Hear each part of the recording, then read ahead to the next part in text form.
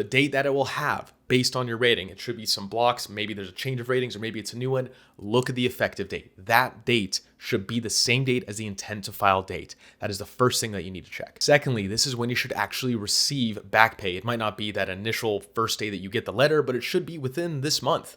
And you need to make sure that the back pay actually adds up. So you might not be able to do this very easily. Let's say you're going from an 80% rating to 100 and with a change of 6 months. So you need to do the difference of 80% and 100 for 6 months, times that by 6 months, and then do the math, the whole deal to try to figure out what the difference is that you had lost to get to the 100% rating and make sure that is the back pay amount that you have. I was in the infantry. I ain't good at math. You guys can figure this one out on your own, but make sure your back pay adds up correctly. Or if you're not sure, give the VA a call. Okay, so the fourth is if you've claimed 2 things that could be considered bilateral, give that a check. There is a bilateral factor for, let's just say, legs. I have sciatica in both legs, and there's a bilateral factor that adds a little bit more of a percentage.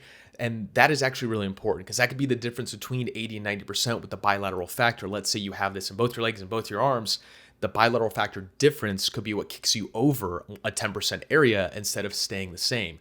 So go ahead and look into that. Make sure that the bilateral factor is actually in your decision letter. This might be a little bit harder to find. And again, check with the VSO if you can't.